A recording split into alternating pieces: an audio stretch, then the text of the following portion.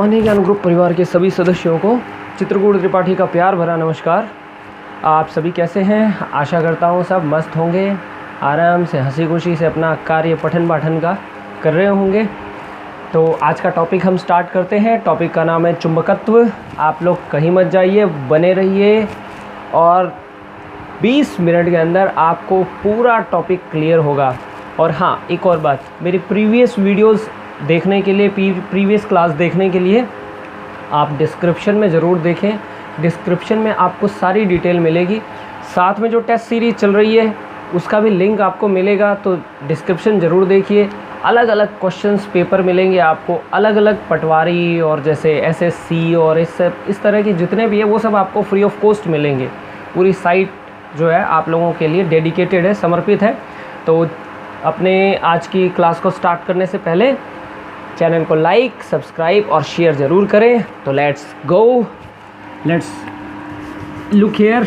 आप लोग ध्यान से देखें क्या कहना चाहता है चुंबकत्व। सबसे पहले तो परिभाषा की बात करते हैं। आप सब लोगों ने देखा होगा बचपन में और खेला भी होगा कि चुंबक क्या होता है कि जिसके समान ध्रुव तो आपस में प्रतिकर्षित होते हैं लेकिन असमान ध्रुव आकर्षित होते हैं। अर्थात किसी पदार्थ में जब आकर्षण और प्रतिकर्षण प्रकार का गुण पाया जाता है तो हम उसको चुंबक कहते हैं। बात यहीं से स्टार्ट करते हैं, ठीक है। किसको चुंबक कहते हैं? जब आकर्षण और प्रतिकर्षण प्रकार का बल पाया जाता है। लेकिन विज्ञान में इसकी परिभाषा है कि वह पदार्थ जिसमें चुंबकीय गुण पाया जाता है, यानी चुंबक को एक गुण माना जाता है, चुंबकीय गुण पाया जाता है, उसको क्या कहते हैं? चुंबक कहते हैं। चुंबक के सदैव दो ध्रुव होते हैं। एक ध्रुव होता है इसका S और एक ध्रुव होता है N। N का मतलब नॉर्थ पोल, S का मतलब साउथ पोल, यानी दक्षिणी ध्रुव, उत्तरी ध्रुव, दक्षिणी ध्रुव। और देखिए, चुंबक में चुंबकीय बल रेखाएं निकलती हैं। चुंबकीय बल रेखाएं सदैव नॉर्थ से साउथ की ओर जाती है। ये आपको दिखाई दे रहा होगा आराम से, ठीक है। इसी तरह मैं नीचे से भी बना देता हूँ, ये देखो। ये सदैव चुंबकीय बल रेखाएं जो होती हैं ये सदैव ऑलवेज कहाँ से कहाँ चलती हैं? अगर चुंबक के बाहर चलाएं तो चुंबक के बाहर ये सदैव नॉर्थ से साउथ की ओर चलेंगी। कहाँ से कहाँ? नॉर्थ से साउथ की ओर जाएंगी। ये देखिए, ये नॉर्थ से साउथ की ओर जा रही है। मैं यहाँ से निकलते हुए दिखा देता हूँ। ये देखिए, ये इस तरह से इनकी डायरेक्शन ये इनकी डायरेक्शन है। आप लोग देख रहे होंगे, ये इसकी डायरेक्शन है और ये जो है अंदर आती हुई डायरेक्शन है। अब आप जरा खुद सोचिए, इसमें समान ध्रुवों में आकर्षण और असमान ध्रुवों में समान ध्रुवों में प्रतिकर्षण और असमान ध्रुवों में आकर्षण क्यों होता है? मैं आपको एक चुंबक बना के दिखाता हूँ। ये देखिए, ये आपके पास हो गया N और ये हो गया आपके पास S। इसी तरह ये दूसरे का हम विपरीत ध्रुव लेते हैं। विपरीत ध्रुव, पहले तो मैं इसको इसके चुंबकीय क्षेत्र से बाहर रखता हूँ ताकि आपको अच्छे से समझ में आ जाए। आप देखिए, ये एक लाइन हो गई, ये दो लाइन। मैं दो ही लाइन से बना के सभी को समझाता हूँ। ये देखिए, ये यहाँ से ये लाइनें निकल रही है और यहाँ पे जा रही हैं। ये देखिए, एक डायरेक्शन। अब अगर हम इसको S ध्रुव माने और इसको N माने तो अब देखिए क्या होगा, चुंबकीय बल रेखाएं यहाँ से यहाँ जाएंगी, है ना। अब आप खुद देखिए, ये भी इधर जा रही है, ये भी इधर जा रही है। मैं दोबारा दिखा रहा हूँ, ये भी इधर जा रही है और ये भी इधर जा रही है। आप खुद देखिए ना, दोनों एकदम समान दिशा में। तो जब एकदम एक ही दिशा में होंगे और आप इसको मिलाने की कोशिश करेंगे तो ये बल रेखाएं कभी एक दूसरे को काटती नहीं है। ये अच्छे से जानना कि कभी भी ये बल रेखाएं एक दूसरे को काटती नहीं है। इसलिए ये चुंबक प्रतिकर्षण का गुण प्रदर्शित करेगा। लेकिन अगर हम विपरीत ध्रुव को एक साथ लगा दें, यानी N S और इधर भी N और S, तो फिर क्या होगा कि ये जो बल रेखाएं अब यहाँ जा रही थी, यहाँ ना जाकर ये बल रेखाएं अब यहाँ जाएंगी, ठीक है।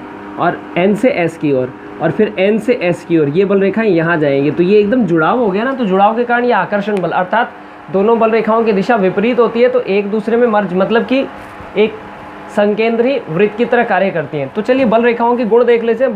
बल रेखाओं के 3 गुण तो आप लोगों को याद ही रखने हैं। पहले, ये सदैव चुंबक में N से S की ओर बाहर की ओर चलती हैं, जबकि चुंबक के अंदर ये रेखाएं सदैव S से N की ओर चलती हैं। इन रेखाओं का बहुत जानदार गुण ही है, शानदार। ये सभी एक दूसरे से समांतर होती हैं, अर्थात संकेंद्रीय होती है। अगर देखा जाए तो इसके केंद्र का एक ही केंद्र होगा इसका, ये सारी की सारी बल रेखाएं संकेंद्रीय होती है, अर्थात एक दूसरे को काटती नहीं। आप सोचो अगर ये एक दूसरे को काटने लग जाएं तो क्या होगा।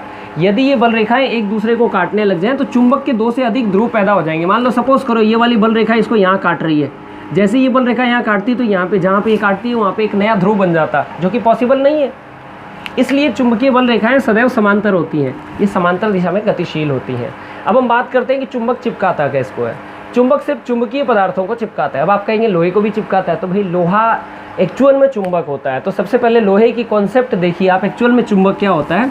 आपको मैं सिद्ध कर दूंगा कि भाई ये लोहा जो है ना, ये एक प्रकार का चुंबक होता है। ये लोहे की एक पतरा है, मतलब लोहे का एक प्लेट है, ठीक है, इसमें कोई एस और एन नहीं। लेकिन जो लोहे के अणु होते हैं आणविक रूप में, इसमें कुछ बहुत छोटे छोटे चुंबकीय पदार्थ मतलब चुंबक होते हैं। एस होता है, एन होता है, इसी तरह से एस होता है, एन होता है, किसी की डायरेक्शन कोई होती है, ये एन होता है, ये एस होता है। इस तरह से ये जो बल रेखाएं होती हैं एक दूसरे को कैंसिल कर देती हैं, जिसकी वजह से ओवरऑल जो चुंबकत्व का गुण है, जो लोहे का जो चुंबकत्व का गुण है वो एक दूसरे को कैंसिल कर देता है। इसलिए हमें लगता है भी लोहा चुंबक नहीं है। लेकिन जैसे ही हम इस लोहे के प्लेट को किसी शक्तिशाली चुंबक से जोड़ते हैं, जैसे मान लीजिए ये एन हो गया, ये एस हो गया, जैसे ही हम इसको एक शक्तिशाली चुंबक से जोड़ते हैं, इसके जो चुंबकीय प्रॉपर्टी वाले छोटे छोटे ये जो आणविक चुंबक होते हैं, ये आणविक चुंबक एक सीध में आ जाते हैं। इस तरह से एक सीध में आ जाते हैं परेड करते हुए, है ना, इस तरह से N S N S N S, और यह भी एक चुंबक की तरह बन जाता है, जिसकी वजह से ये चुंबक से आकर्षित होने लगता है। और ये चुंबक से जब आकर्षित होता है तो फिर ये भी चुंबक बन गया, क्योंकि इसमें भी तो चुंबकीय गुण है। इसकी वजह से इससे एक और प्लेट अगर आप लगाना चाहो या कोई और लोहे की प्लेट लगाना चाहो तो वो भी इसके साथ आकर्षित हो जाएगी, अर्थात वो भी चुंबक बन जाएगी। इस तरह से हम एक चुंबक से 2, 3, 4 कई प्रकार के लोहे के पदार्थ लगाते जाएंगे तो वो भी धीरे धीरे चुंबक बनते जाएंगे, और वो उनमें चुंबकीय पदार्थ धीरे धीरे कम होता रहेगा, क्योंकि भाई चुंबकीय बल रेखाएं तो भाई अपने लिमिट तक ही जाएंगी ना, भाई किस किस को वो सीधा करती फिरेंगी, तो धीरे धीरे उनकी तीव्रता कम होती जाती है, जिसकी वजह से चुंबक अपना प्रभाव कम करता जाता है। तो देखिए, चुंबक जहाँ तक अपना प्रभाव रखता है उसको चुंबकीय क्षेत्र कहते हैं। जैसे वो जंगल में आपने देखा होगा ना कि हाँ ये इलाका शेर का है, तो हम उसी तरह कह सकते हैं कि चुंबक का जहाँ जहाँ चुंबक अपना इलाका डिसाइड करता है, जहाँ रखी हुई चीज़ आकर्षित होकर चुंबक के पास आ जाए या प्रतिकर्षित होकर चुंबक से दूर चली जाए, वो पूरा इलाका जो होता है, वो पूरा एरिया जो होता है, वो चुंबक का चुंबकीय क्या कहलाता है, क्षेत्र कहलाता है। अर्थात चुंबक का वह, चुंबक के आसपास का वह क्षेत्र जहाँ तक चुंबक अपना चुंबकीय बल रखता है या महसूस करता है, या कोई पदार्थ उस वह क्षेत्र जहाँ रखा हुआ कोई चुंबकीय पदार्थ चुंबकीय बल का अनुभव करे। आहा, कितनी शानदार परिभाषा बनी है, और आप इस परिभाषा को लिख भी सकते हैं। ठीक है, अब आपके सामने एक शानदार प्रश्न आ रहा है। प्रश्न ये रहा, निम्नलिखित में से चुंबकीय गुण किस में होता है? पहला क्वेश्चन, पहला ऑप्शन लोहे में, दूसरा ऑप्शन स्टील में, तीसरा ऑप्शन तांबे की तारों की कुंडली में, और चौथा ऑप्शन उपरोक्त सभी। तो इसका आंसर बताएं जल्दी से, मैं आपको थोड़ा समय देता हूँ आराम से। उपरोक्त सभी भी हो सकता है, कुछ भी हो सकता है, ये आपके ऊपर डिपेंड करता है। बिल्कुल आंसर मैं आपको साथ के साथ ही बताऊँगा। एकदम परफेक्ट, सही जा रहे हैं आप सभी लोग। इन तीनों में ही चुंबकीय गुण पाया जाता है, क्योंकि स्टील क्या है, 98% लोहा ही होता है, सिंपल। और तांबे की तारों में जब विद्युत धारा प्रवाहित की जाती है तो ये एक विद्युत चुंबक बन जाता है। बात चुंबक की हो रही है, चुंबकीय गुण, तो उसमें भी तो चुंबकीय गुण होगा, तो इसका उत्तर क्या हो जाएगा, उपरोक्त सभी। इसी तरह से एक और प्रश्न आ गया, ये रहा आपके स्क्रीन पर, क्या है, निम्नलिखित में से चुंबकीय गुण प्रदर्शित करने वाला पदार्थ है। तो इसका उत्तर क्या हो जाएगा, 4 ऑप्शन है आपके पास। पहला ऑप्शन है निकल, दूसरा ऑप्शन है लोहा, तीसरा ऑप्शन है उपरोक्त दोनों, और चौथा ऑप्शन है उपरोक्त में से कोई नहीं। इसका भी उत्तर दीजिए जल्दी से, देखते हैं कितना स्ट्रॉन्ग है आप लोगों का जो चुंबकीय गुण वाला है, क्योंकि ये परीक्षा में बहुत बार पूछा गया है, और कई बार इतने सोखे और आसान प्रश्न आ जाते हैं कि फिर हाँ बिल्कुल एकदम परफेक्ट जा रहे हैं आप लोग। इसका हो जाएगा उपरोक्त दोनों, क्योंकि निकल में भी लौह गुण पाए जाते हैं, है ना, और निकल में इस लौह गुण की वजह से क्या होता है, ये पृथ्वी है, और पृथ्वी के कोर में निकल और फेरस पिघली हुई अवस्था में रहते हैं, क्योंकि पृथ्वी के अंदर बहुत सारा तापमान है। हालांकि जो बीच वाली परत है उसको बोलते हैं सियाल, यानी कि सिलिकॉन और एल्यूमिनियम प्रधान होते हैं इसमें, और ये सीमा होता है, सिलिकॉन और मैग्नीशियम। तो ये इस तरह से ये पढ़ते होती हैं, भूगोल का विषय है, अपने इसमें ना जाकर सिर्फ अपने ये बात करते हैं कि बीच में क्या होता है, बीच में निकल और फेरस की ये, इसकी वजह से क्या होता है, जब पृथ्वी घूमती है ना, आप सब लोग जानते हैं जब कोई चीज़ घूमती है, तो उसके 90 डिग्री पे एक एक्सल बन जाता है, एक बेलनाकार संरचना बन जाती है। तो पृथ्वी भी गोल है, और जब पृथ्वी घूमती है पूरब से पश्चिम की ओर घूमती है, तो फिर इसका कोर भी तो घूमता है पूरब से पश्चिम की ओर। तो जब कोई चीज़ पूरब से पश्चिम की ओर घूमेगी तो उत्तर दक्षिण की ओर उसमें एक शक्तिशाली रॉड का निर्माण हो जाएगा, और ये पिघली हुई अवस्था में घूम रही है, तो इसके अंदर जो छोटे छोटे चुंबकीय गुण वाली चीज़ें होंगी वो सारी एक सीध में रहेंगी हमेशा, क्योंकि ये तो कंटिन्यू घूम रही है, इसको तो कोई छेड़ने वाला है नहीं। तो इसलिए पृथ्वी के कोर में उत्तर से दक्षिण की ओर एक शक्तिशाली चुंबक का रॉड जैसा आभासी चुंबकीय रॉड तैयार हो जाता है। यही कारण है कि चुंबक सदैव उत्तर से दक्षिण दिशा में रहता है। स्वतंत्रता पूर्वक लटकाया हुआ चुंबक सदैव उत्तर से दक्षिण दिशा में रहता है ना। क्यों? क्योंकि देखिए, जो चुंबक का नॉर्थ साइड है, यानी चुंबक का जो उत्तरी ध्रुव है, वो पृथ्वी के भौगोलिक दक्षिणी ध्रुव को, ध्यान रखना, आकर्षित करेगा तो वो उसकी सीध में आ जाएगा, जबकि चुंबक का जो दक्षिणी ध्रुव है वो पृथ्वी के भौगोलिक उत्तरी ध्रुव को आकर्षित करेगा, जिसकी वजह से चुंबक सदैव उत्तर दक्षिण दिशा में रहता है ना। तो नाविक लोग पुराने टाइम में क्या करते थे, इतना बड़ा समुद्र होता था, समुद्र में तो पता तो लगता नहीं था कि क्या है क्या नहीं है, तो फिर उसमें वहाँ पर वो क्या करते थे कि जब दिशा का ज्ञान करना होता था तो वो कंपास बॉक्स का प्रयोग करते थे। कंपास बॉक्स में क्या होता था, एक सुई लगी होती थी, मतलब एक चुंबक होता था जिसपे नॉर्थ और साउथ लिखा होता था। तो चुंबक का जो हिस्सा नॉर्थ में रहता है उस पर नॉर्थ लिख देते हैं, और चुंबक का जो हिस्सा साउथ में रहता है उस पर साउथ लिख देते हैं। इस प्रकार से इसके 90 डिग्री पर एक और जो लगाया हुआ होता है जिसको अपने ईस्ट और वेस्ट, तो इस तरह से कंपास में चारों दिशाओं का ज्ञान प्राप्त हो जाता है सिर्फ चुंबक के कारण। ये आप लोग अच्छे से समझ गए होंगे। चुंबक का प्रयोग बहुत जगह होता है, चुंबक एक बहुत ही शानदार वो। अच्छा हाँ, एक और सवाल आपके सामने फिर से उपस्थित हो गया है। सवाल क्या है कि क्या कारण है कि चुंबक सदैव उत्तर दक्षिण दिशा में रहता है। आपके पास 4 ऑप्शन है, ज़रा ध्यान से देखिएगा। पहला ऑप्शन है पृथ्वी के कोर में शक्तिशाली चुंबक उत्तर दक्षिण की ओर इंगित करता है। दूसरा ऑप्शन, चुंबक का यह लाक्षणिक गुण है, ये किसी भी ग्रह पर उत्तर दक्षिण दिशा में रह सकता है। तीसरा, उपरोक्त दोनों, और चौथा ऑप्शन है उपरोक्त में से कोई नहीं। तो आप सब लोग जानते हैं इसका आंसर, जल्दी से दीजिए। आपके पास कमेंट बॉक्स है, कमेंट करके हमें आराम से बताइए कि इसका क्या उत्तर बनेगा। देखते हैं आप में से कितने लोग इस बात को अच्छे से उत्तर दे पाते, क्योंकि इस तरह से कंफ्यूज करने वाले प्रश्न एक एग्जामिनर ज़रूर पूछ लेता है, और मैं चाहता हूं कि जितने भी कंफ्यूज करने वाले प्रश्न हैं आप कमेंट बॉक्स में ज़रूर पूछें, क्योंकि मैं इसके ऊपर अगली वीडियोस, किसी ने चुंबक के ऊपर पूछा था तो मैंने, हमारे किसी मित्र ने पूछा था तो फिर मैंने इसके ऊपर एक क्लास रख ली। अब जितना चुंबक के बारे में आप समझेंगे उतना ही कम है। तो बताएं, हाँ, इसका आंसर क्या होगा? बिल्कुल इसका आंसर होगा कि पृथ्वी की में एक शक्तिशाली चुंबकीय रॉड जो उत्तर दक्षिण की ओर होता है, क्योंकि ये इसका सही उत्तर है। बाकी ग्रहों का हम जानते नहीं है, क्योंकि बाकी ग्रहों पे रिसर्च हो रही है। ये जरूरी नहीं है कि उसका कोर चुंबकीय पदार्थों का बना हो। ये प्रश्न ऐसे भी आ सकता है कि क्या चुंबक को किसी अन्य ग्रह पर रखें तो क्या वो उत्तर और दक्षिण की ओर रहेगा? तो इसका जवाब है कुछ कह नहीं सकते हैं। क्यों? क्योंकि हमारे पास अभी किसी भी ग्रह की संपूर्ण जानकारी नहीं है। तो संपूर्ण जानकारी के अभाव में उसकी कोर में एक्चुअल में कौन कौन से पदार्थ हैं और कितने % में उसका कॉम्पोजिशन है, इसके बारे में अभी कहना काफ़ी कठिन है। इसीलिए ये इसका उत्तर होगा। अच्छा, नेक्स्ट की हम बात करें कि नेक्स्ट हम इस पर किस तरह का प्रश्न बनाया जा सकता है, तो उसको समझने से पहले हम चुंबक के कुछ गुण देख लेते हैं।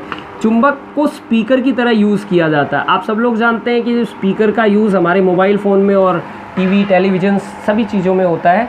इसके अलावा कुंडली को चुंबक, शक्तिशाली चुंबक बनाकर इसका प्रयोग विद्युत क्रेन के रूप में किया जाता है। विद्युत क्रेन में क्या होता है? शक्तिशाली चुंबक होता है। जब स्विच ऑन करते हैं तो चुंबक जो कुंडली उसकी चुंबकीय हो जाती है, और उसके बाद में वो जो प्लेट होती है लोहे की, वो शक्तिशाली चुंबक की तरह व्यवहार करती है। फिर जैसे मान लीजिए कोई ट्रेन वगैरह गिर जाती है या कोई मलबा पड़ा होता है लोहे का, तो उसको ऐसे करते हैं, यूँ करके वो चिपका लेते हैं और चिपकाने के बाद में वो उसको कंटेनर में डाल देते हैं। आपने कुछ फिल्मों में भी देखा होगा, हीरो होते हैं डिशुम डिशुम कर रहे होते हैं, है ना, तब तक क्या होता है ऊपर से क्रेन आती है और पूरे के पूरे कार को चिपका लेती है और वो ऊपर लड़ाई कर रहे होते हैं। आपने देखा होगा ज़रूर। इस तरह की बहुत सी चीज़ें हैं जिसमें विद्युत क्रेन का प्रयोग दिखाया गया, तो ये बड़ा ही लाक्षणिक है। अच्छा, एक और चीज़, कई बार आँख में जब कोई लोहयुक्त पदार्थ गिर जाता है तो उसको निकालने के लिए भी हम चुंबक का प्रयोग करते हैं। इसके अलावा चुंबक का प्रयोग विद्युत घंटी में भी किया जाता है। विद्युत घंटी में क्या होता है कि विद्युत घंटी की व्यवस्था इस प्रकार से होती है कि इसमें एक कुंडली होती है और कुंडली में एक छोटा सा सक्रू होता है इस तरह से, और इसमें एक सर्किट पूरा हुआ होता है। तो ये सर्किट क्या होता है कि जैसे ही ये सर्किट पूरा होता है, पूरा होते ही क्या होता है, अब यहाँ पर क्या होता है, एक चुंबक लगा होता है शक्तिशाली, है ना। तो जैसे ही ये सर्किट पूरा होता है ये कुंडली चुंबकित हो जाती है, चुंबकित होकर चुंबक की तरफ आकर्षित होने लगती है, और जैसे ही आकर्षित होती है तो चिपकने की कोशिश करती है, वैसे ही क्या होता है, ये संबंध विच्छेद हो जाता है और फिर ये विचुंबकित हो जाती है। फिर उसके बाद वापस जब ये आती है तो फिर कनेक्शन हो जाता है और फिर चुंबक हो जाती है और फिर अटैच होने की कोशिश करती है। इस तरह से हज़ारों बार ये कुंडली ऐसे ऐसे मूव करती है, जिसकी वजह से वो जो हैमर होता है, जो हथौड़ा टाइप का बना होता है, वो घंटी के ऊपर लगने लग जाता है, जिसकी वजह से घंटी बजने लग जाती है। तो चुंबक के बड़े सारे प्रयोग हैं। कुछ ऑटोमेटिक जो स्वरित्र होते हैं उसमें भी चुंबक का प्रयोग करके तरंगे उत्पन्न की जाती हैं। तो ये चुंबक के विशेष प्रयोग थे। अच्छा, एक और बात, चुंबक का मेंटेनेंस मैंने आपको बताया नहीं। चुंबक का मेंटेनेंस बिल्कुल उसी तरह से, याद है आपको, अभी स्टार्टिंग में मैंने आपको बताया था कि एक लोहे का कोई एक चादर ले लें तो उसमें क्या होता है, अव्यवस्थित रूप से बहुत सारे चुंबकीय कण होते हैं, जिसको हम लोग चुंबकीय परमाणु या चुंबकीय अणु कह देते हैं। ये बहुत सारे कण होते हैं जो अव्यवस्थित होते हैं। जब इस पर आप लगातार चुंबक को एक ही दिशा में कंटिन्यू घुमाते रहेंगे तो ये सारे कंटिन्यू सीध में आ जाएंगे और इससे एक परमानेंट चुंबक तैयार हो सकता है। यहाँ से एक और सवाल बनता है, बहुत ही शानदार क्वेश्चन बनता है, इतना शानदार क्वेश्चन बनता है कि आप आराम से इसका आंसर दे सकते हैं। क्वेश्चन ये है कि किसी भी लौह युक्त पदार्थ को चुंबकित करने के लिए किया जा सकता है। तो इसका ऑप्शन हो जाएगा, किसी चुंबक को उस पर एक ही दिशा में घिसा जाए, दूसरा किसी चुंबक को इस पर घिसा जाए, तीसरा उपरोक्त दोनों, और चौथा उपरोक्त में से कोई नहीं। इसका उत्तर भी आप लोग बता सकते हैं क्या होगा। इसका उत्तर बिल्कुल नो डाउट पहला वाला उत्तर होगा, एक ही दिशा में घिसना पड़ेगा तभी ये एक ही दिशा में होंगे। अगर आप चारों तरफ घिसेंगे तो फिर वो एक बार एक तरफ तो जो बल लगेगा उल्टा घिसने पे वो सारा बल खत्म हो जाएगा, इसीलिए चुंबक को एक ही दिशा में घिसा जाता है। तो इसका मतलब यदि किसी चुंबक पर, अब ये तो मैग्नेट है, अगर किसी चुंबक पर हथौड़ी मार दें या किसी चुंबक पर हथौड़ी मार दें अथवा इसको नीचे गिरा दें तो फिर ये कंडीशन हो जाएगी, इसके अंदर जो चुंबकीय छोटे छोटे कण होंगे वो अव्यवस्थित होना शुरू हो जाएंगे और जिसकी वजह से चुंबक का चुंबकत्व का प्रभाव खत्म हो जाएगा। यदि हम चुंबक को गर्म भी कर दें तो ऐसी स्थिति में भी चुंबकत्व का प्रभाव समाप्त हो जाता है। तो ये चुंबक के बारे में कुछ विशेष बातें थी। आशा करता हूँ आज का जो क्लास है वो आप लोगों को बहुत ही नॉलेजेबल लगी होगी। ठीक है, आप सभी लोगों से मैं स्पेशली रिक्वेस्ट करूंगा, एक्चुअल में रिक्वेस्ट नहीं है, ये आप लोगों की जिम्मेदारी है इस क्लास को पूरे देश में फैलाने की, ताकि प्रत्येक जो अभावग्रस्त बच्चा है उसको पढ़ने में किसी टीचर की कमी महसूस ना हो। क्योंकि स्टूडेंट्स, हमने बहुत सारी तकलीफ़ें देखी हैं। जब हम लोग पढ़ते थे तो बहुत तकलीफ़ें होती थी उस समय टीचर्स नहीं होते थे और जो होते थे उनको भी इतनी नॉलेज नहीं होती थी। हालांकि मैं अपने सभी गुरुओं को धन्यवाद करूंगा जिन्होंने मुझे पढ़ाया लिखाया, इस काबिल बनाया कि मैं आप लोगों के सामने प्रस्तुत हो सकूं। लेकिन फिर भी उस समय साधनों का बड़ा अभाव था। आज बड़ी खुशी होती है, साधनों का अभाव नहीं है। आप सब लोग बढ़िया से पढ़ाई करें और अपने जीवन में इतने कामयाब हो जाएं कि वो एक कहावत है ना, मैं उस कहावत के साथ आज कंक्लूड करूँगा कि खुदी को कर बुलंद इतना, खुदी को यानी कि किस्मत को खुदी को कर बुलंद इतना कि हर तकदीर से पहले खुदा बंदे से खुद पूछे, बता तेरी रज़ा क्या है। तो बिल्कुल इसी के साथ मैं आप लोगों को आज की क्लास कंक्लूड करता हूँ। नमस्कार, जय हिंद।